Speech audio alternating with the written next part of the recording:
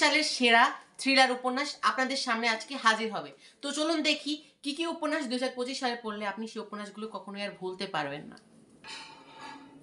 2025 সালে যে 4টি বই আপনাদেরকে আজকে দেখাতে যাচ্ছি, সেই 4টি বইয়ের প্রথম যে বইটি আপনাদের সামনে আনবো সেটি হলো মেরি শেলির ফ্রাঙ্কেনস্টাইন।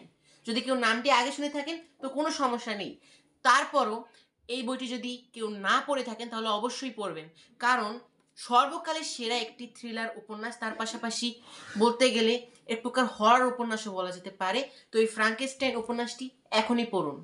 যদি আপনার কাছে না থাকে তাহলে রকমারি কিংবা অন্যান্য প্ল্যাটফর্ম থেকেও কিনে পড়তে পারেন।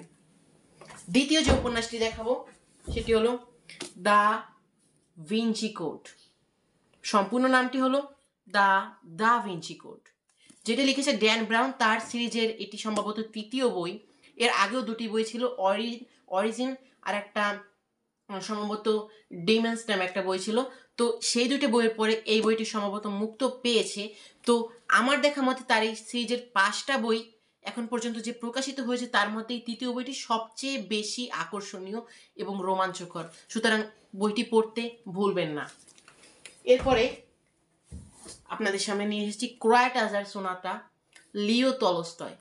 এটি লিও টলস্টয়ের নামটি আপনার কাছে যদি অপরিচিত মনে থাকে তাহলে এখনই জেনে নিন যে লিও টলস্টয় মানে পৃথিবীর সোনালী যে ইতিহাস রয়েছে তার মধ্যে একজন অন্যতম সেরা ঔপন্যাসিক।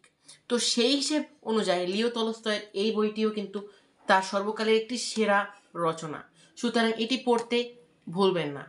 এবং সর্বশেষ যে বইটি আপনাদের সামনে আনবো সেটি হলো ইনটু দ্য ওয়ার্ড্রোব।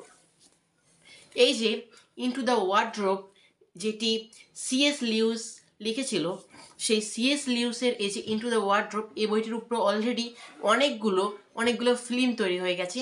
তো এই into the wardrobe CS Lewis and the Narnia Chronicles এই বইটি পড়তেও ভুলবেন না, কারণ এটি ইংরেজি, আমার কাছে ইংরেজিটা রয়েছে, আপনার ছেলে বাংলাটা অনুবাদকৃত অলরেডি আছে, বাংলা অনেকভাবে অনুবাদ করা হয়েছে, সেগুলো পড়তে পারেন। তবে এই বইটি আমি সর্বশেষ